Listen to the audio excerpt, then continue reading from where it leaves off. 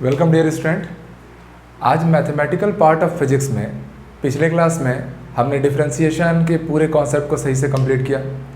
अब हम लोग इसी का मैथमेटिकल पार्ट ऑफ फिजिक्स का next topic that means integration पे बात करेंगे। मैंने पहले से ही कुछ बातें क्लियर कर रखी हैं कि डिफरेंशिएशन का मतलब ही होता है चीज़ों को डिफरेंशिएट करना, मतलब ब्रेकआउट करना, डिवाइड करना। और इंटीग्रेशन का मतलब क्या होगा? चीज़ों को इंटीग्रेट करना, मतलब जोड़ना। फॉर एग्जाम्पल मान लीजिए अगर मुझे एक घर बनाना है तो घर कैसे बनता है? घर ईंटों, कंक्रीट और सीमेंट उमेंट का पूरा एक लेयर फिर लेयर असेंबल करते हैं और उससे एक बड़ा सा स्ट्रक्चर तैयार होता है जिसको हम लोग हाउस या होम बोलते हैं। बट उसी घर को जब तोड़ना होगा तो देखो, घर बनाते समय कौन सा प्रोसेस हुआ? इंटीग्रेट किया गया, लेयर पर लेयर इंटीग्रेट हुआ और उससे घर बना। तो वो कौन सा केस है? वो इंटीग्रेशन का केस है। बट जब घर ब्रेक करना होगा, लाओ बुलडोजर चला दो, तो वो डिफरेंशिएट कर रहा है। तो ऐसा ही इंटीग्रेशन जो रहेगा, देखो मान लो इंटीग्रेशन का हम लोग को फिजिक्स में कहाँ यूज़ होगा? तो फॉर एग्जांपल छोटे छोटे वाटर के मॉलिक्यूल्स मिलके किसी चीज़ पे फोर्स लगा रहे हैं, प्रेशर लगा रहे हैं। जब हम लोग को टोटल कंटेनर का प्रेशर चाहिए होगा तो मैं ईच एंड एवरी मॉलिक्यूल के टोटल प्रेशर या टोटल फोर्स को मैं क्या करूँगा? इंटीग्रेट करूँगा। तो वहाँ पर हम लोग को इंटीग्रेशन की यूज़ पड़ेगी। तो एप्लीकेशन भी कहाँ यूज़ करना है वो बात भी क्लियर हुई। चलो बिना टाइम वेस्ट किए हम लोग स्टार्ट करते हैं। फिलहाल इंटीग्रेशन क्या है और ये कितने पार्ट में क्लासिफाइड होता है। तो इंटीग्रेशन भी डिफरेंशिएशन की तरह ही कैलकुलस का एक पार्ट है। कैलकुलस मैथमेटिकल ऑपरेशन है, उसका एक पार्ट है। और ये फर्दर क्लासिफाइड हो जाता है बच्चों दो क्लासिफिकेशन में, दो भागों में बढ़ता है। कौन कौन से हैं? तो पहला आता है आप लोग का इनडेफिनाइट इंटीग्रेशन। पहला होता है हमारा इनडेफिनाइट इंटीग्रेशन, मतलब इसमें कोई लिमिट सेट नहीं रहती है, कोई रेंज फिक्स नहीं रहता है कि आपको इस पर्टिकुलर रेंज से इस रेंज तक के बीच में ही आपको अपने ऑपरेशंस को करना है। पर एक दूसरा आता है दैट इज डेफिनाइट इंटीग्रेशन। नाम से क्लियर है कि इसमें चीज़ें डिफाइंड रहेंगी, डेफिनाइट रहेंगी, एक रेंज फिक्स रहेगा और आपको उस रेंज के बीच में ही काम करना रहेगा। फॉर एग्जाम्पल इंटीग्रेशन के सिंबल को कैसे लेंगे? तो मान लो एफ ऑफ एक्स मेरा कोई एक फंक्शन है, मुझे उसका क्या करना है? इंटीग्रेशन करना है। तो ये इंटीग्रेशन के लिए ये सिंबल आता है। और जैसा आप लोगों ने डिफरेंशिएशन में पढ़ा था कि हर चीज़ का डिफरेंशिएशन किसी एक दूसरे फंक्शन के रिस्पेक्ट में होता था। जैसे मान लो हमको साइन एक्स का डिफरेंशिएशन करना रहता था तो मैं इसको पढ़ता था differentiation of sine x with respect to x. तो किसी भी फंक्शन का डिफरेंशिएशन किसी दूसरे फंक्शन या उसी फंक्शन के रिस्पेक्ट में होता था, सेम यहाँ भी इंटीग्रेशन भी एक्स के रिस्पेक्ट में होगा। तो ये पूरा पार्ट आप लोग का क्या कहलाएगा? इंटीग्रेशन का सिंबल, और उसके बीच में क्या आएगा? एक फंक्शन। बिकॉज ये इनडेफिनाइट इंटीग्रेशन है तो कोई भी रेंज या कोई भी लिमिट पहले से सेट नहीं रहेगी। बट जब डेफिनाइट इंटीग्रेशन में अगर आप बात करोगे, बगल में dx जरूर लगाना ना, क्योंकि इंटीग्रेशन और डिफरेंशिएशन किसी दूसरे फंक्शन के रिस्पेक्ट में या रिलेटिव होके ही काम करते हैं। डेफिनाइट है तो इसमें एक रेंज रहेगा, a to b range, 0 to x range, π/2 to π range. तो डेफिनाइट इंटीग्रेशन में एक फिक्स रेंज रहता है, आपको इस वैल्यू को a to b के बीच में ही वैल्यू को देखना है, और इनडेफिनाइट में ऐसा कुछ नहीं रहता। ठीक, अब एक और ख़ास बात, अगर आपने डिफरेंशिएशन के फॉर्मूले को अच्छे से याद रखा है तो आपको इंटीग्रेशन में कोई भी फॉर्मूला याद करने की जरूरत ही नहीं है ना, क्योंकि मैंने पहले ही बोल दिया था डिफरेंशिएशन मतलब डिफरेंशिएट करना, तोड़ना, और इंटीग्रेशन मतलब इंटीग्रेट करना, जोड़ना, एक दूसरे के रिवर्स प्रोसेस है। तो अगर डिफरेंशिएशन के फॉर्मूले याद है मतलब आप समझ लो कि आपको इंटीग्रेशन के सारे फॉर्मूले याद ऑटोमेटिकली हैं, करने की भी जरूरत नहीं है ऑलरेडी याद। कैसे? तो चलो मैं दिखा देना हूँ। पहले मैं वो चीज़ दिखाऊँ उससे पहले कुछ बेसिक से फॉर्मूले याद रखना बच्चों, कि अगर मान लो x की पावर n जो फॉर्मूले डिफरेंशिएशन और इंटीग्रेशन में डिफरेंट है, मैं उसकी बात कर रहा हूँ। x की पावर n का इंटीग्रेशन का फॉर्मूला आप याद रख लेना, x की power n+1 divided by n+1। Because ये इनडेफिनाइट इंटीग्रेशन है इसलिए बगल में प्लस सी करके एक ऐड कर देंगे, नथिंग एल्स। ये बस एक छोटा सा कांस्टेंट पार्ट है। ओके, फॉर एग्जांपल मान लो मेरे पास x की पावर 3 का इंटीग्रेशन करना है, तो फॉर्मूला में रखिए n की जगह पे क्या दिख रहा है? 3 दिख रहा है। तो this is 3+1 divided by 3+1 means x की पावर 4/4 आंसर आया। लास्ट में c का यूज कर लेना केवल तब के केस में जब आपका इंटीग्रेशन क्या हो रहा है? इनडेफिनाइट नेचर का है। क्लियर? मैं एक और क्वेश्चन दे दे रहा हूँ आप लोग को। हम कह रहे हैं आपसे रूट एक्स का आप इंटीग्रेशन की वैल्यू बता दीजिए। तो भैया रूट एक्स का मतलब ही होता है एक्स की पावर 1/2 इंटू डी एक्स। ठीक, एक्स की पावर 1/2 में n की वैल्यू कितनी दी गई 1/2, तो यहाँ रखिए आप लोग, this is 1/2 plus 1 divided by again 1/2 plus 1। Solve कीजिए, x की पावर ऊपर में आ गई 3/2, नीचे में भी आ गई है 3/2। ये 3/2 पलटी मार देगा और ये लिखाएगा 2/3 x की पावर 3/2 प्लस c।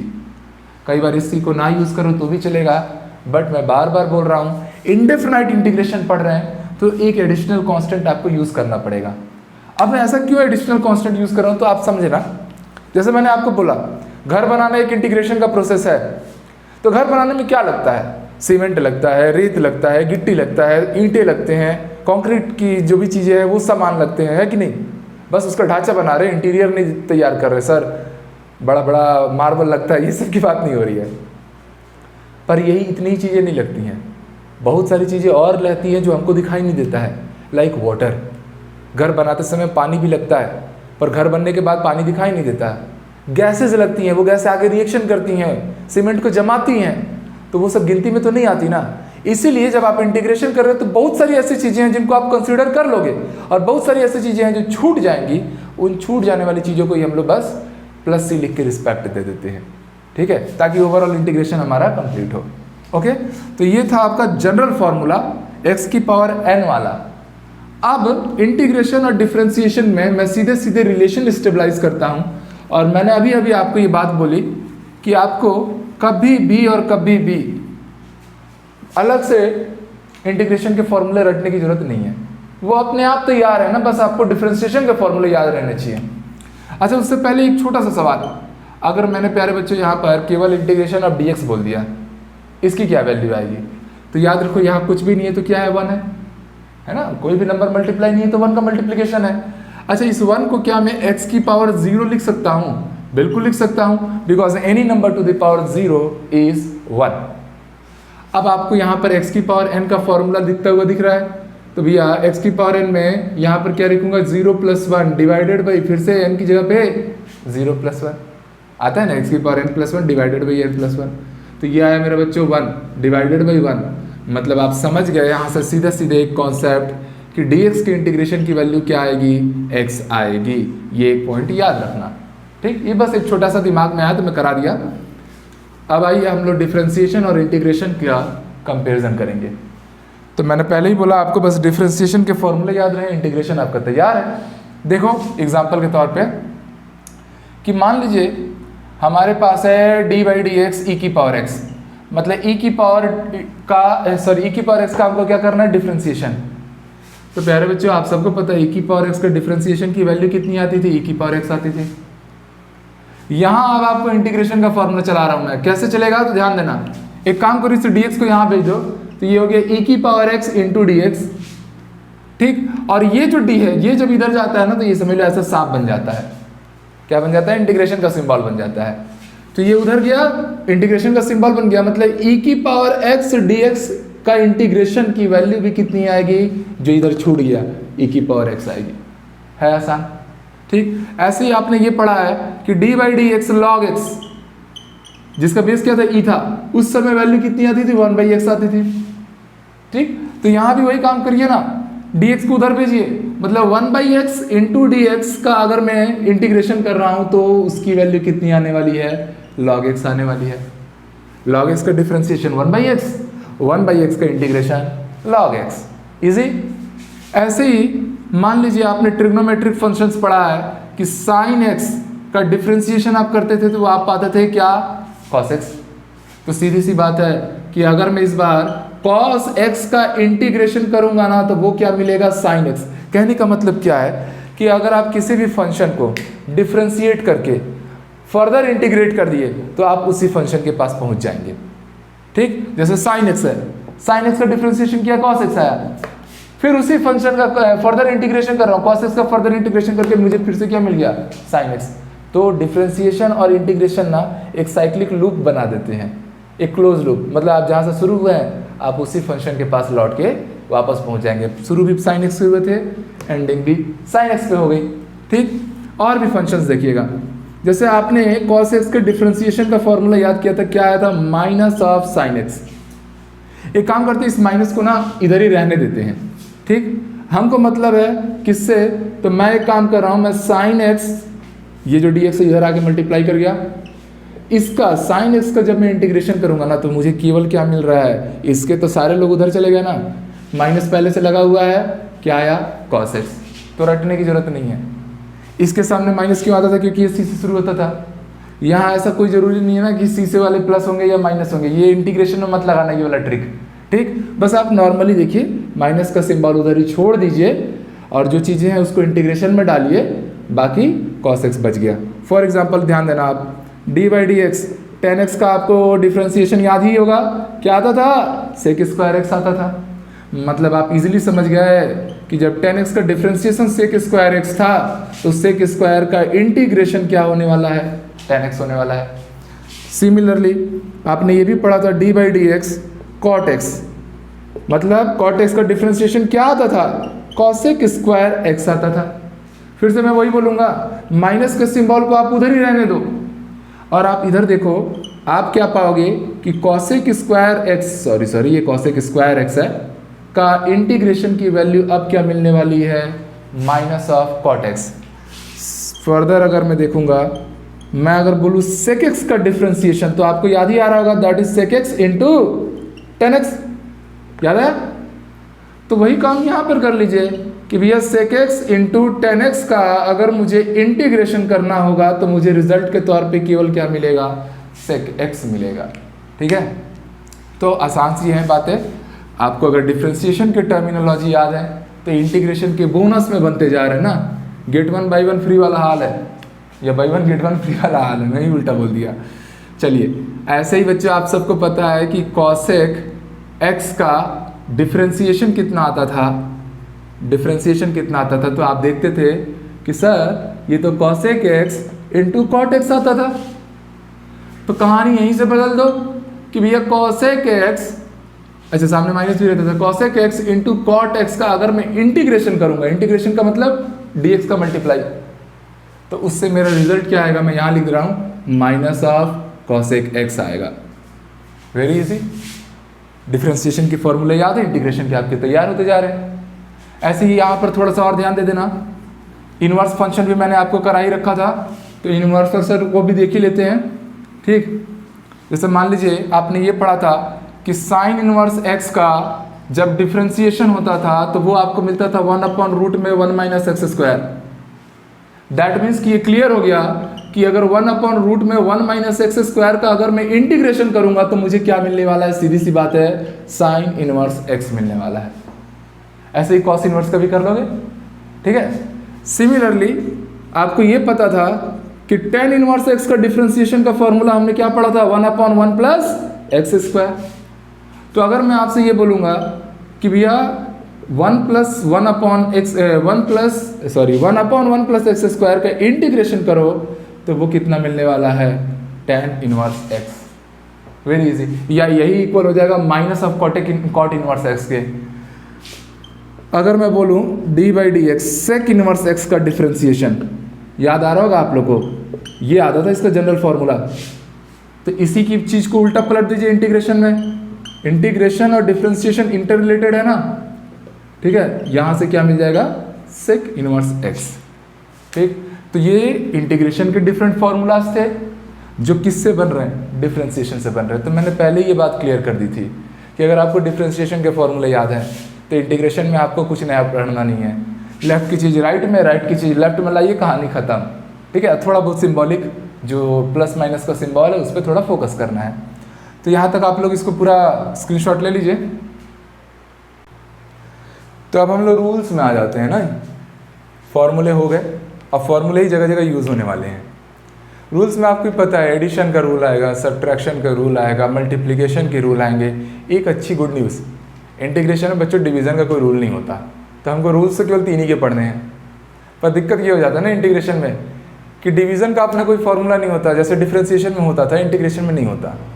इसीलिए इंटीग्रेशन में फॉर्मूला कई बार ना हम लोग को लगता है अरे वाह, यहाँ तो 4 की जगह 3 फॉर्मूला पढ़ना है, ये तो डिफ्रेंसिएशन से ईजी है। डेफिनेटली ईजी है, पर दिक्कत ये है ना कि जब वहाँ 4 फॉर्मूले थे तो आप फॉर्मूला में डायरेक्ट डाटा को पुट करके आंसर ला पाते थे। इंटीग्रेशन के केस में क्या है कि डिवाइड का या डिवीज़न का कोई फॉर्मूला ही नहीं है, तो वहाँ पर हम लोग को ना दिमाग चलाना पड़ेगा। हमको क्वेश्चन को कैसे भी कन्वर्ट कर के इन मल्टीप्लिकेशन के फॉर्मूले में लाना पड़ेगा, देन फिर हम उसके आंसर को ला पाएंगे। तो इसीलिए इंटीग्रेशन ना डिफ्रेंसिएशन से थोड़ा ज़्यादा मेंटल वर्क मांगता है। तो घबराना नहीं है, फिलहाल तो चीज़ें सीखनी है और इतनी सीखनी है कि फिजिक्स का काम चले, है ना, एकदम बस फिजिक्स, क्योंकि फिजिक्स मैथ्स वालों को भी पढ़ना है, बायोलॉजी वालों को भी पढ़ना है।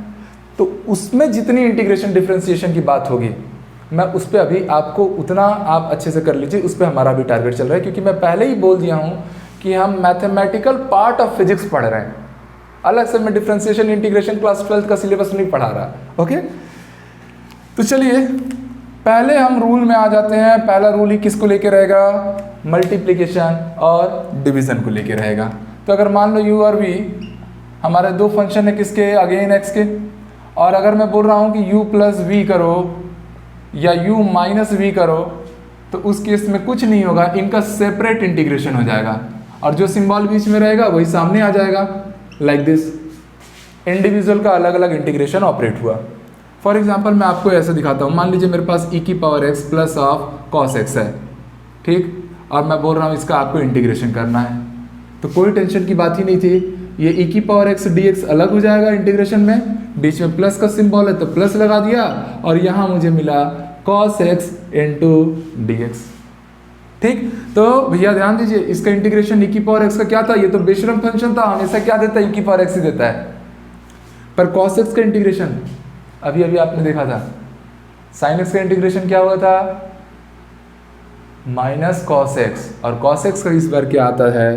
तो ये आता है साइन x, और प्लस लास्ट में क्या कर दो? c लगा दो। क्यों? क्योंकि इंडेफिनाइट इंटीग्रेशन है ना।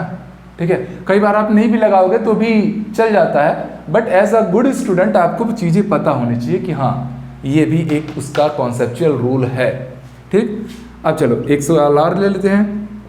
मान लीजिए हमें दिया है x की power 7 minus 2/x, okay, plus 3, ऐसा दे रहा हूं मैं, cosec square x, 3 cosec square x। इसका आप लोगों को क्या करना है? पूरे का इंटीग्रेशन करना है। तो कोई दिक्कत नहीं है, सबको आप इंडिविजुअल सेपरेट कर दीजिए। तो जैसे इंडिविजुअली आप सेपरेट करेंगे तो आप देखेंगे कि यहाँ x की पावर 7 इंटू डी अलग हो जाएगा, बीच में माइनस लगा है, माइनस 2/x इंटू dx अलग हो गया, ठीक, plus 3 cosec square x dx अलग हो गया। इजी। अब आपको पता है x की पावर 7 में क्या फॉर्मूला रहेगा? x की पावर n वाला, जो क्या देता है? इंटीग्रेशन ऑफ x की पावर n, x की power n plus 1 divided by n plus 1, where n is 7, तो 7 रखते क्या में, माइनस कोई भी जो कांस्टेंट किसी फंक्शन में मल्टीप्लाई हो और वो डिफरेंशिएशन या इंटीग्रेशन के अंदर आता है, तो पहले तो आप उस कांस्टेंट को बाहर कर दीजिए। अंदर क्या दिखेगा? Only 1/x into d x, plus यहाँ भी 3 कांस्टेंट है, उसके बगल में फंक्शन है तो वो बाहर हो गया, और ये हो गया cosec square x into d x. तो प्यारे बच्चों, अब आपको सीधे सीधे फॉर्मूला याद ही रहता है, ये आ गया x की पावर 8/8, सिंपल, माइनस 2 1/x का इंटीग्रेशन कितना आता था? इस पूरे पार्ट को मिला के ना इंटीग्रेशन पढ़ते हैं, इन दोनों को मिला के, वो आता था log x, जिसका बेस क्या रहता था? e रहता था, सिंपल, प्लस 3 कॉट x का डिफरेंशिएशन आता था माइनस कॉसेक स्क्वायर x। तो कॉसेक स्क्वायर x का इंटीग्रेशन की वैल्यू होती थी माइनस कॉट x। फॉर्मूले को रिपीट करना, रिलेट करना आना चाहिए। तो एक काम करता हूँ, ये देखो, ये प्लस माइनस मल्टीप्लाई करके सीधे सीधे ये क्या हो गया? माइनस, तो माइनस 3 कॉट x, ऐसे ही लिख दे रहा हूँ डायरेक्टली, प्लस लास्ट में c लगा देना। तो ये बन गया आपका पूरा का पूरा रिजल्ट। आसान है इंटीग्रेशन करना, पर डिफरेंशिएशन के फॉर्मूले याद रहने से इंटीग्रेशन के फॉर्मूले अपने आप जस्टिफाइड या मेमोराइज हो ही जाते हैं। चलिए इसको आप लोग ले लीजिए, स्क्रीनशॉट ले लीजिए। अब चलिए, अब हम आ रहे हैं हमारे मल्टीप्लिकेशन वाले फॉर्मूले में।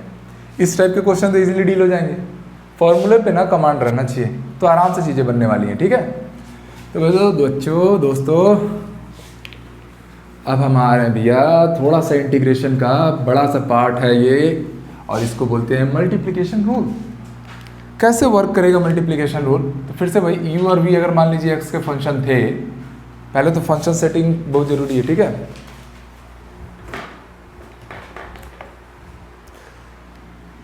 तो इस पर्टिकुलर केस में पेन गिर गया था।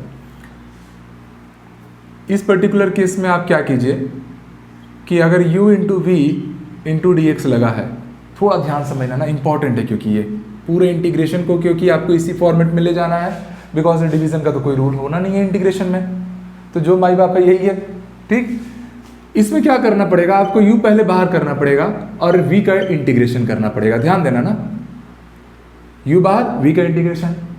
तो ऑब्वियस सी बात है, अब आगे क्या होगा, बीच में माइनस लेगा, एक बड़ा इंटीग्रेशन आएगा और u का जो बाहर था उसका आप लोगों को केवल डिफरेंशिएशन करना होगा, इसके साथ मल्टीप्लाई होगा, फर्दर v का इंटीग्रेशन होगा और ये जो पूरा रिजल्ट आएगा ना, इस पूरे रिजल्ट का आप एक दफ़ा और इंटीग्रेशन करेंगे। फिर से समझ लो, u बाहर v का इंटीग्रेशन माइनस, इतना पार्ट तो बहुत आसान है, बट आगे में क्या करना है, u जो बाहर था ना उसका आप डिफरेंशिएशन करेंगे और उस समय v का इंटीग्रेशन करेंगे, दोनों को मल्टीप्लाई करके जो रिजल्ट आएगा उस रिजल्ट का फर्दर एक बार इंटीग्रेशन करने वाले हैं, ठीक। जैसे एग्जांपल में, अच्छा एग्जांपल समझाने से पहले एक और बात, प्यारे बच्चों, यहाँ पर u और v का ना ऑर्डर भी सेट करना आपको जरूरी है। जैसे अगर मान लीजिए क्वेश्चन अगर बोल रहा है x e की पावर x dx, या दूसरा क्वेश्चन बोल दिया है e की पावर x इंटू dx, आप सोचेंगे सर ये a इंटू बी लिखे या b इंटू ए लिखे, मतलब तो सेम ही है। तो बेटा इंटीग्रेशन में ऐसा नहीं है, इंटीग्रेशन में बहुत सारी चीज़ें बदल जाएंगी, इसलिए आपको पहले ये जस्टिफाई करना पड़ेगा कि कौन u बनेगा कौन v बनेगा, मतलब कौन पहले आएगा और कौन बाद में आएगा। उसको पहचानने के लिए आप हमेशा याद रखिए, आप एक रूल यूज़ करते हैं और वो रूल है आई लेट। मैं मर गया इंटीग्रेशन बनाते बनाते। कैसे आई लेट? आई का मतलब याद रखना, इसमें आता है इनवर्स ट्रिग्नोमेट्रिक फंक्शन, ठीक, इनवर्स फंक्शन, प्रतिलोम फलन बोलेंगे। दूसरा एल मतलब आप लोग का लॉगरिथमिक फंक्शन आएगा, लॉग वाले।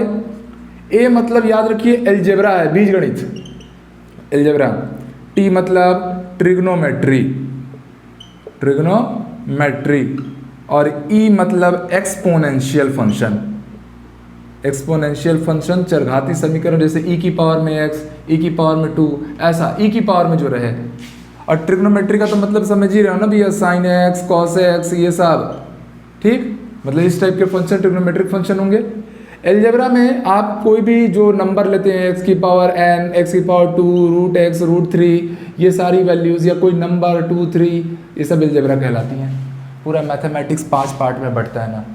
और log x का तो क्लियर है भैया, इसमें आपका log x आ जाएगा, log sin x आ जाएगा, इस टाइप की सारी चीज़ें चलने वाली हैं। इनवर्स फंक्शन में ना sine inverse x, cos inverse x, इस टाइप का इनवर्स फंक्शन होते हैं। तो पूरी की पूरी मैथमेटिक्स 5 पार्ट में क्लासिफाइड होती है। और ये रूल है ना, मतलब सबसे पहले आप किसको रैंक 1 पे रख सकते हैं, तो इनवर्स को, देन लॉगरिथम को, then algebra, then trigno, then exponential. For example मैंने अभी अभी आपको बोला था, क्या x e की पावर x सही है कि e की पावर x इंटू x सही है? तो आप अपने आप समझेंगे कि सर x मतलब एल्जेब्रिक फंक्शन और e की पावर x मतलब एक्सपोनेंशियल फंक्शन। रूल के हिसाब से एल्जेब्रिक फंक्शन पहले आना चाहिए कि एक्सपोनेंशियल, तो आप साफ समझ पाएंगे एल्जेब्रिक पहले आता है, एक्सपोनेंशियल बाद में आता है, मतलब ये वाला रूल सही है, ये क्वेश्चन सही है, इसको सॉल्व किया जा सकता है। इसमें ध्यान दो, एक्सपोनेंशियल फंक्शन पहले आ गया, एल्जेब्रिक फंक्शन बाद में आएगा, मतलब आप इसको डायरेक्टली सॉल्व नहीं कर सकते, आपको इसको पलटना पड़ेगा, इसको x इंटू ई की पावर x इसके जैसा बनाना पड़ेगा। तो आपको ये रूल के अकॉर्डिंग काम करना है। एक और एग्जांपल दे दे रहा हूँ, मान लो हमारे पास दिया है cos x into x square into d x, बोल रहे इसका इंटीग्रेशन करो। क्या इसका इंटीग्रेशन पॉसिबल होगा? तो नहीं, गाड़ी बीच में ही फंस जाएगी, क्योंकि आप देखो cos x कैसा फंक्शन है, ट्रिग्नोमेट्रिक फंक्शन है, और एक्स स्क्वायर कैसा फंक्शन है, एल्जेब्रिक फंक्शन है। अकॉर्डिंग टू दिस रूल आपको पता है एल्जेब्रिक फंक्शन ट्रिग्नोमेट्रिक फंक्शन से पहले स्टैंड ले रहा है, मतलब कि इस क्वेश्चन को आपको सॉल्व करने से पहले इसको x square into cos x करना पड़ेगा, उसके बाद आप सवाल को आगे ऑपरेट करोगे। एल्जेब्रिक फंक्शन को ट्रिग्नोमेट्रिक से पहले मानना है, इसको u मानना और इसको v मानना, नहीं तो इसको u और इसको v मानोगे ना बीच में ले जाके गाड़ी रुक जाएगी, दिखाऊंगा ना अभी, ठीक है। तो किसको u किसको v मानना है, अकॉर्डिंग टू दिस रूल आपको ये यूज़ करना रहेगा। ठीक बच्चों, अब चलो ये रूल आप लोग नोट कर लो, और मैंने ये रूल कैसे एग्जीक्यूट करना है वो बातें भी आपको बता दी। हम आते हैं हमारे एक आध सवाल की प्रैक्टिस करते हैं ताकि हम चीज़ों को सही से या इस फॉर्मूले को सही से क्लियर कर पाए। ठीक, जैसे बच्चों मैं एक क्वेश्चन ही ले रहा हूँ, x e की पावर x dx, इसका इंटीग्रेशन करना है। तो पहले रूल लगाऊंगा आइलेट रूल, x कैसा फंक्शन है एल्जेब्रिक और e की पावर x कैसा फंक्शन है एक्सपोनेंशियल। आइलेट रूल ये कहता है थोड़ा सा जुबान फंस गया कि एल्जेब्रिक को एक्सपोनेंशियल से पहले आना चाहिए, और आया भी है तो अच्छी बात है ना। ये मेरा क्या बन जाएगा, ये बन जाएगा u, और ये किसकी तरह रोल प्ले करेगा, v की तरह। उठा के इस डाटा में रखिए, u बाहर मतलब x बाहर, इंटीग्रेशन किसका, v का मतलब e की पावर x का इंटीग्रेशन कर दिया, माइनस। अब अंदर आता हूँ, u का डिफ्रेंसिएशन करना है, मतलब u की जगह पे क्या रखना है, u की जगह पे क्या रखना है, x रखना है, divided by dx into again v का इंटीग्रेशन e की पावर x dx, और इस पूरे का क्या करना पड़ेगा, फर्दर इंटीग्रेशन करना पड़ेगा। ये बस एक लाइन में थोड़ा सा रूढ़ लगता है, बट सवाल बनाते आपको सारी चीज़ें आसान लगने लगेंगी। प्रैक्टिस आपको परफेक्ट बनाएगा ही, इसलिए डरो मत, बस प्रैक्टिस करना है। ये हो गया x e की पावर x का इंटीग्रेशन, आपको पता है e की पावर x होता है बेशरम फंक्शन है ना, चाहे डिफ्रेंशिएट करा लो इंटीग्रेट करा लो तो देगा e की पावर x ही, माइनस ये dx बाई dx क्या हो गया 1, और e की पावर x का अगेन इंटीग्रेशन हुआ है तो वो तो e की पावर x ही देगा। ये डिफ्रेंशिएशन का रिजल्ट, ये इंटीग्रेशन का रिजल्ट। अब इन दोनों का मल्टीप्लाई करेंगे और फर्दर उसका क्या करेंगे, इंटीग्रेट करेंगे, क्योंकि दो बार इंटीग्रेशन के सिंबल आए थे ना। ठीक, यहाँ पर आप देखिए तो ये हो गया x e की पावर x माइनस 1 इंटू ई की पावर x, तो e की पावर x ही होता है। उसका आप इंटीग्रेट करोगे तो e की पावर x ही आएगा, e की पावर x दोनों में कॉमन है, x माइनस 1 प्लस लास्ट में c लगा दो, बन गया, इसका रिजल्ट आ गया आपका। ये रहा आपका आंसर, आसान था, आराम से नोट करो। ठीक है, इसके बाद एक और सवाल करते हैं ताकि और चीज़ें और अच्छे से हो जाए। एक मान लो ट्रिग्नोमेट्रिक वाला सवाल लेके आ जाता हूँ मैं। चलिए, तो ये जो हमारा मल्टीप्लिकेशन का रूल चल रहा है, एक सवाल तो हमने देख लिया। एक इम्पॉर्टेंट सा मैं सवाल आपके सामने और लाना चाह रहा हूँ। क्या है, इसका ना जगह जगह पे डायरेक्ट हमको अगर रिजल्ट याद रहे तो काम आसान हो जाता है। वो है, आपको पता है कि आपको log x के इंटीग्रेशन की वैल्यू नहीं पता है भैया, 1/x का इंटीग्रेशन log x होता है, बट log x का इंटीग्रेशन क्या होता है ये नहीं पता। तो इसको निकाला कैसे जाए, इसको निकाला कैसे जाए, इस चीज़ के लिए हमको अभी करनी है प्रैक्टिस। तो मैं क्या करूँगा बच्चों, मैं सिंपली एक काम करूँगा कि ये जो log x है इसको क्या मैं 1 इंटू log x लिख सकता हूँ, कोई दिक्कत है क्या, चलेगा ना। ठीक है, आइलेट रूल के अकॉर्डिंग आपको पता है कि 1 क्या है, एक एल्जेब्रिक फंक्शन, और log क्या है, लॉगरिथमिक फंक्शन। क्या ये आइलेट रूल के हिसाब से सेट बैठ रहा है, तो हमको पता है ILATE होता है, तो एल्जेब्रिक फंक्शन बाद में आता है, लॉगरिथमिक फंक्शन पहले आता है। दैट मीन्स कि इसको 1 इंटू लॉग एक्स ना लिख के मैं इसको log x into 1 into dx लिखूंगा। कोई टेंशन किसी को, कैसे कर रहे हैं समझ में आ रहा है, ये आइलेट रूल दिमाग में रहना चाहिए हमेशा हमेशा, इसी के अकॉर्डिंग काम करना। अब ये बन गया हमारा u, और ये रोल प्ले करेगा किसका, v का। अब इसके हिसाब से आपको पता है u हो गया बाहर, log x बाहर, इंटीग्रेशन ऑफ 1 dx माइनस एक बड़ा सा इंटीग्रेशन, फिर हम क्या करने वाले हैं du, u कौन है, log x तो है, by dx integration of 1 into dx, और इस पूरे का इंटीग्रेशन, इस पूरे फंक्शन का इंटीग्रेशन। ठीक, तो आप डाटा रखना शुरू कीजिए। ये log x तो log x हो गया, 1 का इंटीग्रेशन मैंने अभी बताया था वीडियो में, x की पावर 0 मान के हमने सॉल्व किया था, जिसकी वैल्यू क्या आई थी, x आई थी। ये x स्क्वायर मत लिख देना, ये लॉगरिथमिक फंक्शन का x है, वो एल्जेब्रिक फंक्शन का x है, दोनों मल्टीप्लाई करा के x स्क्वायर मत करना भाई, अलग कर देता हूँ मैं इसको इजी, ज़्यादा दिमाग नहीं।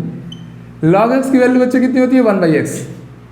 log x की डिफ्रेंसिएशन कर रहे हैं, कितना देगा 1/x।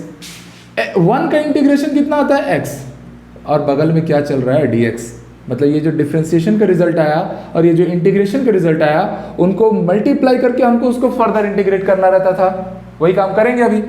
तो आप देखिए इस x को एक काम कीजिए सामने लिख दीजिए, नहीं तो आप लोग उसको मल्टीप्लाई करा के इसका स्क्वायर लिख दोगे, घबराहट हो जाएगी मुझे। अच्छा ये x कैंसिल हो जाएगा क्योंकि दोनों एल्जेब्रिक हैं, कैंसिल होंगे। अंदर में क्या बचा, 1 इंटू डी एक्स, ये हो गया x log x माइनस 1 का इंटीग्रेशन आप सबको फर्दर पता है क्या होता है, x होता है। तो फाइनली जब हम लोग इसको सॉल्व करेंगे तो log x का इंटीग्रेशन का एक रेडीमेड फॉर्मूला हम लोग को मिल गया, x कॉमन करते हुए log x माइनस 1। देखो ना दोनों में x कॉमन है, कॉमन किया log x minus 1। This is the final formula of log x integration. तो याद रखना log x के इंटीग्रेशन का फॉर्मूला ही रहेगा x ब्रैकेट में log x minus 1। This is the general formula of log x। जगह जगह आप लोग इसको यूज कर सकते हो, ठीक है। चलिए इसको भी नोट कर लीजिए आप लोग। तो चलिए अब हम एक और काम करेंगे। अब मैं थोड़ा सा ना लंबे लंबे क्वेश्चन पे भी आता हूँ ना, कॉन्सेप्ट तो हम लोग सीख लिए, एक दो थोड़े बड़े सवाल भी हो जाए ताकि चीज़ें में कहीं कमी ना रह जाए। उसके बाद फिर ऐसे सवाल समझेंगे जो डायरेक्ट फार्मूला से ना बने, ठीक। तो आएंगे, ठीक है, ये भी बाय बाय। चलो एक क्वेश्चन हम ले रहे हैं, हमें करना है x square into cos x का इंटीग्रेशन। क्या ये सही है? याद रखो इंटीग्रेशन में पहले आपको चेक करना पड़ेगा सीक्वेंस सही है कि नहीं है। तो आप सीधे सीधे पाएंगे x स्क्वायर एल्जेब्रिक फंक्शन है और कॉस एक्स ट्रिग्नोमेट्रिक फंक्शन है। आइलेट रूल के हिसाब से तो बिल्कुल सही अरेंज है ना, एल्जेब्रा को पहले आना चाहिए, ट्रिग्नोमेट्री को बाद में आना चाहिए, और ये ऐसा ही अरेंजमेंट है। मतलब अब हम लोग इसको लेके अप्रोच करके आगे बढ़ जाएंगे। ये किसका रोल प्ले करेगा, u का, और ये किसका रोल प्ले करेगा, v का।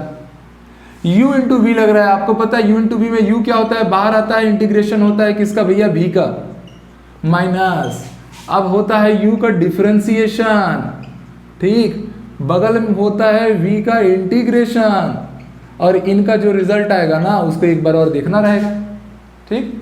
अब आइए एक्स स्क्वायर कॉस एक्स का आप सबको पता है इंटीग्रेशन क्या मिलता है, ओनली साइन एक्स मिलता है, माइनस का सिंबल नहीं आता, ठीक। माइनस एक्स स्क्वायर का डिफरेंशिएशन, एक्स स्क्वायर का डिफरेंशिएशन फॉर्मूला याद आ रहा है, डिफरेंशिएशन ऑफ एक्स की पावर एन का क्या होता था, एन एक्स की पावर एन माइनस 1। तो यहाँ एन की जगह पे क्या दिख रहा है, 2 दिख रहा है, तो दिस इज 2 एक्स की पावर 2 माइनस 1, 2 माइनस 1 मतलब 1, इजी, केवल एक्स आएगा। और कॉस एक्स का फिर से इंटीग्रेशन आ गया हमारे पास साइन एक्स, ये डी एक्स। अब बच्चों यहाँ पर थोड़ा ध्यान देना ना, मैं एक काम कर रहा हूँ, इसको थोड़ा इधर लिखता हूँ क्योंकि अभी यहाँ पर u इंटू भी फर्दर फिर से लगने वाला है। तो चलो मैं एक काम करूँ, पहले इसको तो लिख दूँ, एक्स स्क्वायर साइन एक्स हो गया, ये कांस्टेंट पार्ट सामने आ गया बाहर, फिर ये हो गया x into sine x into d x. मतलब इस एक सवाल में 2 बार मल्टीप्लिकेशन के फॉर्मेट यूज हो रहे हैं। एक तो आपने u इंटू वी यहाँ लगाया ही लगाया, अब आपको फिर से यहाँ पर u इंटू वी फिर से लगता हुआ दिख रहा है।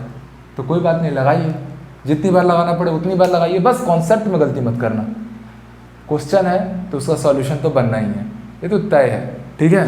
तो भैया एक्स स्क्वायर ये हो गया साइन एक्स माइनस 2, इसको एक बड़े से ब्रैकेट में डाल दे रहा हूँ, फिर से u इंटू भी लगाऊंगा, एल्जेब्रा ट्रिग्नोमेट्री एल्जेब्रा पहले ही आना चाहिए, अच्छी बात है। तो ये बाहर हो गया इंटीग्रेशन में sine x d x, u into integration of v x, minus फिर से बड़ा इंटीग्रेशन, u का डिफ्रेंशिएशन, u कौन था, x dx, यहाँ फिर से आएगा साइन एक्स डी एक्स, और इसका होल इंटीग्रेशन। देखो इंटीग्रेशन थोड़ा लेंदी प्रोसेस होता जरूर है, और आप लोगों में कई लोग को थोड़ा डर भी लग रहा होगा, पर प्रैक्टिस करो, सीखना है इन चीज़ों को, इनके बिना आप फिजिक्स में वो फिर कॉन्फिडेंस नहीं ला पाओगे, और ये आएगा ना मज़ा आ जाएगा। बार बार बोल रहा हूँ, पूरे 11th पूरे 12th फिजिक्स में मज़ा आ जाएगा।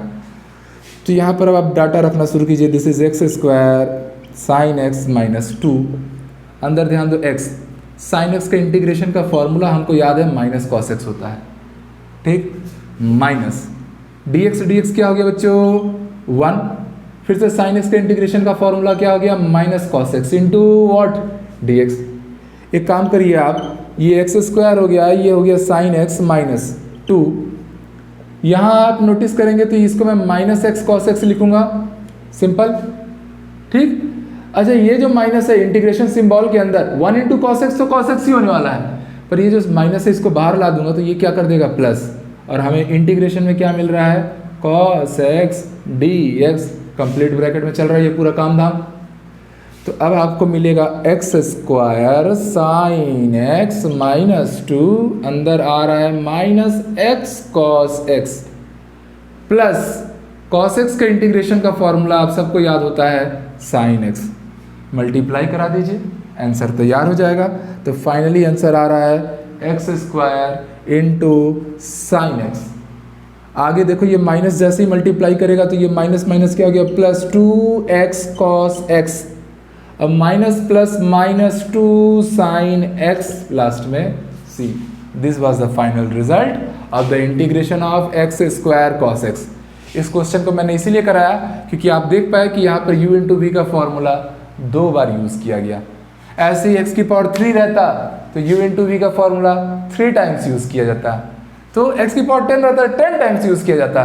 तो मैटर ये नहीं करता कि सवाल कितना बड़ा हो रहा है, मैटर ये करता है कि कॉन्सेप्ट आपके यहाँ मुट्ठी में है, सवाल आपसे बनेगा चाहे वो कितना भी लंबा जाए, दौड़ा दौड़ा के पकड़ेंगे उसको और लास्ट में सॉल्व तो करेंगे ही।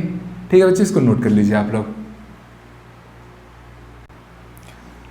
तो एडिशन, सबट्रैक्शन, मल्टीप्लिकेशन, ये सारे रूल्स को हमने जाना समझा। अब एक काम करते हैं, ये सारी चीज़ें किसके लिए थी, इनडेफिनाइट इंटीग्रेशन के लिए थी। डेफिनाइट इंटीग्रेशन के लिए भी थोड़ी बहुत चीज़ें समझ लेते हैं, है ना। बस ऐसे ही मान लीजिए मुझे ऐसा दिया है x की पावर 3 इंटू डी एक्स, इसका इंटीग्रेशन करना है। अभी फिलहाल क्या है, ये इनडेफिनाइट है, मैंने बोल दिया इसका इंटीग्रेशन आपको 0 से 2 करना है, तो मैंने इसकी रेंज, इसकी लिमिट को क्या कर दिया, सेट कर दिया, डिफिनाइट कर दिया। अब ऐसे इंटीग्रेशन में कुछ नहीं करना है, आपको करना पूरा इनडेफिनाइट इंटीग्रेशन का ही ऑपरेशन है। डेफिनाइट इंटीग्रेशन में बस इतनी सी बात होती है ना कि सारा इनडेफिनाइट से करो, लास्ट में रिजल्ट लाओ, रिजल्ट में इस रेंज को पुट कर दो। कैसे, तो समझो बच्चों कि इसको जब मैं सॉल्व करूंगा तो मुझे पता है यहाँ पे मैं कौन सा फॉर्मूला यूज करूंगा, x की पावर n dx, जिसका इंटीग्रेशन का फॉर्मूला आता था x की पावर n+1 अपॉन n+1। इस फॉर्मूले को एग्जीक्यूट करो, n की जगह पे 3 दिख रहा है तो x की पावर 3+1 डिवाइडेड बाई 3+1, लिमिट कहाँ से कहाँ तक जा रही है, तो 0 से 2 तक जा रही है। ओके, रखिएगा यहाँ पर आ गया x की पावर 4/4, ठीक, लिमिट कहाँ से कहाँ तक, 0 से 2 तक। एक काम करो 1/4 को बाहर करो, अंदर केवल बच रहा है x की पावर 4, लिमिट 0 से 2 तक। एकदम आसान है ना, 1/4 बाहर है, आपको करना क्या है, इस लिमिट की जो वैल्यू है ना, यहाँ पर जो वेरिएबल क्वांटिटी आया है x, उस x की जगह पे आप एक बार क्या करेंगे, इस बार अपर लिमिट रखेंगे, माइनस लगाते हुए एक बार उसी की जगह पे लोअर लिमिट रखेंगे। तो आप डायरेक्टली रखिए, इस x की जगह पे मैंने क्या रख दिया 2, उसकी पावर में क्या है 4, अपर लिमिट रख दिया, माइनस अब इस x की जगह पे लोअर लिमिट रखिए, लोअर लिमिट कौन है 0, 0 की पावर 4। तो व्हेन आई सॉल्व दैम, ये हो गया 2 की पावर 4 16 माइनस 0 की पावर 4 तो 0 ही है, तो 1/4 इंटू 16, आंसर कितना आया, 4 आया। तो इस पूरे के पूरे डेफिनाइट इंटीग्रेशन की वैल्यू मुझे कितनी मिल रही है, 4 आ रही है। आसान है डेफिनाइट इंटीग्रेशन। इनडेफिनाइट से डेफिनाइट ईजी है बच्चों, उसके सवाल भी ईजी आते हैं, बस करना कुछ नहीं रहता है, पूरे इनडेफिनाइट के ऑपरेशन को यूज़ करना है, लास्ट में अपर लिमिट लोअर लिमिट को पुट कर देना है। अब बीच में हमेशा याद रखना माइनस का सिंबल लगाना, upper limit minus lower limit. ठीक, एक सवाल और ले लेते हैं।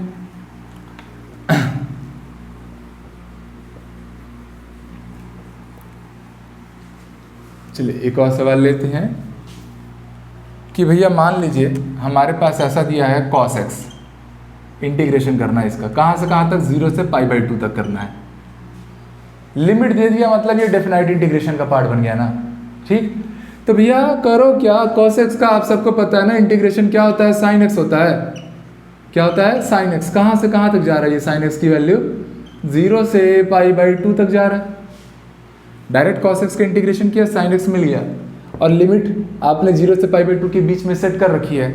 करना ही क्या है, जो वेरिएबल पार्ट है उसकी जगह पे एक बार अपर लिमिट रखो माइनस, फिर यहाँ पर वेरिएबल पार्ट की जगह पे एक बार 0 लोअर लिमिट रखो जो कि क्या है 0 है। साइन π/2 की वैल्यू कितनी होती है 1, sine 90 degree 1, minus sine 0 degree की वैल्यू होती है 0, तो फाइनली इस पूरे क्वेश्चन का आंसर कितना आया, 1 आया, कहानी खत्म हुआ। बहुत आसान हो जाता है जब आप लोग डेफिनाइट इंटीग्रेशन के क्वेश्चन बनाते होते हैं, ठीक। तो मुझे नहीं लगता कि डेफिनाइट इंटीग्रेशन में अब किसी को कोई खास दिक्कत जाने वाली है। तो ये था आप लोग का इंटीग्रेशन का पूरे के पूरे ऑपरेशंस, जिसमें हमने इंटीग्रेशन के रूल्स सीखे, एडिशन सब्ट्रैक्शन सीखे, उसके फॉर्मूलों के बारे में रिकॉर्ड पूरा मेंटेन किए, और डेफिनाइट इंटीग्रेशन को भी कैसे यूज़ करना है उस चीज़ पे भी हमने बात की है।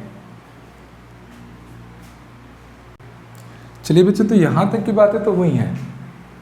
अब ना ऐसे क्वेश्चंस को भी डील किया जाए जो थोड़ा सा मेंटली ब्लॉकेज लाएंगी, मतलब कि नॉर्मल फार्मूले से सॉल्व नहीं होगा। अब मैंने बार बार एक चीज़ आपसे बोला है, जब भी फार्मूले से सॉल्व ना हो उसको कुछ एज्यूम करना ना। चलो इंटीग्रेशन में कैसे सॉल्व करेंगे ऐसे क्वेश्चन को, जैसे मान लो मैंने आपके सामने एक क्वेश्चन रख दिया e⁻2x dx, अब मैं आपसे कहता हूँ कि इसको सॉल्व करो, तो अगर इसकी जगह पे ना e⁻x dx रहता, उसका इंटीग्रेशन करना रहता, तो हमको सीधे पता है कि वैल्यू कितनी आती भैया, e⁻x आती, टेंशन ही नहीं था। बट यहाँ पर ना e⁻2x डाल देने से ना फॉर्मूला तो अब काम करेगा नहीं। तो जब फॉर्मूला नहीं काम करेगा तो मैंने बार बार ये चीज़ें आपको सिखाई हैं कि जिसके कारण दिक्कत होती है आप उसको एज्यूम कर दीजिए। तो भैया यहाँ दिक्कत किसके कारण हुई है, इस 2x के कारण। ये नहीं रहता, इसकी जगह पे x रहता तो कोई दिक्कत ही नहीं थी। तो इस 2x को मैंने एज्यूम किया, लेट्स t = 2x। ठीक, डिफरेंशिएशन में भी आप यही काम करते थे, पर इंटीग्रेशन में याद रखना, जब एज्यूम करोगे, पहला स्टेप एज्यूम करने का, किसको एज्यूम करना है, जिसके कारण दिक्कत हुई है। एक बार आपने स्टेप 1 में एज्यूम किया ना, तो इमीडिएटली स्टेप 2 एग्जीक्यूट करना और उसमें उस एज्यूम क्वांटिटी का डिफरेंशिएशन करा देना। तो मैं एक काम करता हूँ, मैं बोथ साइड डिफरेंशिएशन कराता हूँ, किसके रिस्पेक्ट में, x के, इधर भी x के रिस्पेक्ट में मैं डिफरेंशिएशन करा दूंगा।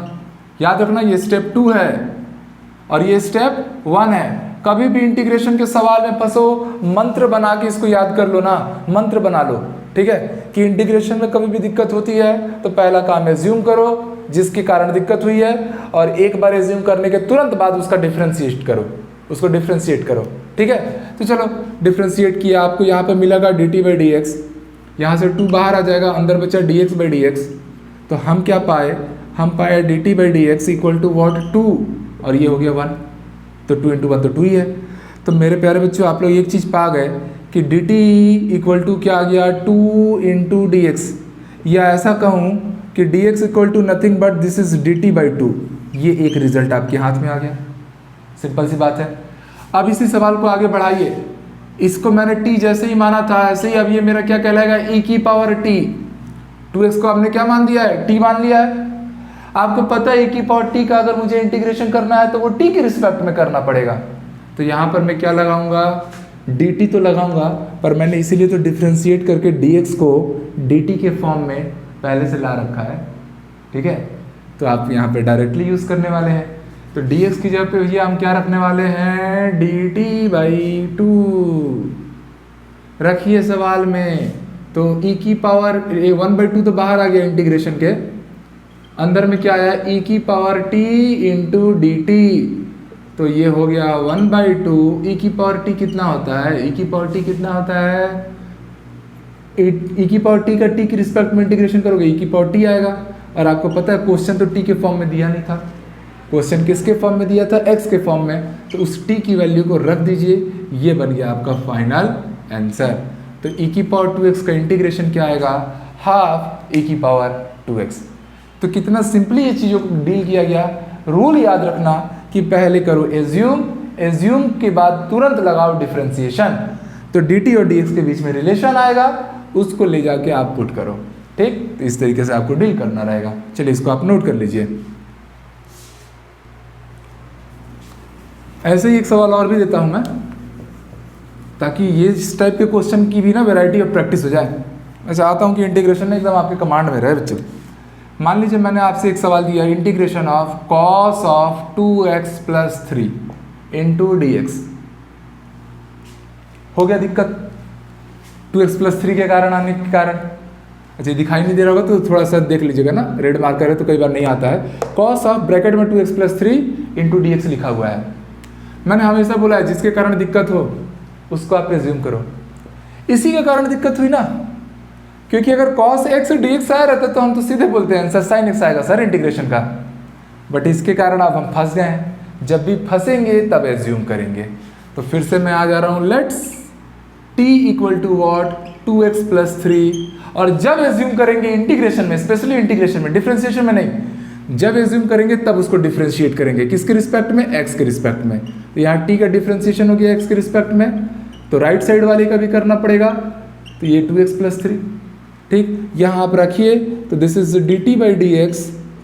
आपको पता है ये u प्लस v वाला फॉर्मेट हो गया, तो 2x plus d into 3 by d x. आपको पता है इसका यहाँ कोई x का फंक्शन नहीं है, मतलब ये तो जीरो ही होने वाला है। 2 बाहर आ गया, dx बाई डी एक्स कितना होने वाला है 1, तो हमें dt बाई डी एक्स की वैल्यू फाइनली कितनी मिल रही है? dt बाई डी एक्स की वैल्यू हमें मिल रही है 2 इंटू 1 मतलब 2 प्लस 0 मतलब 2। तो प्यारे बच्चों यहाँ से आप पाएंगे dt बाई 2 इक्वल टू आपको मिलने वाला है dx। dt by 2 equal to क्या? ये dx यहाँ गया, ये 2 यहाँ आ गया। अब हमको क्या करना है? इसको लाके यहाँ पुट करना है सवाल में। तो इस सवाल को अब मैं कैसे ट्रीट करूँगा कि cos क्या लगा दिया? t लगा दिया।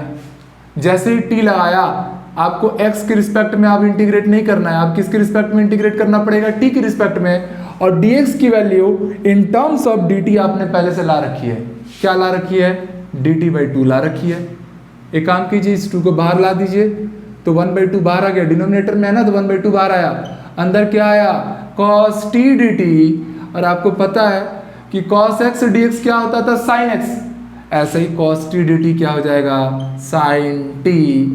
तो हाफ साइन, क्वेश्चन तो t में दिया नहीं था, क्वेश्चन तो x के फॉर्म में दिया था। तो आप क्या करो, ये जो एज्यूम किए हो t को, उसको लाके यहाँ पे बस पुट कर दो, हो गया आपका answer. Additionally plus c add करना है तो करो, अदरवाइज रहने भी दो।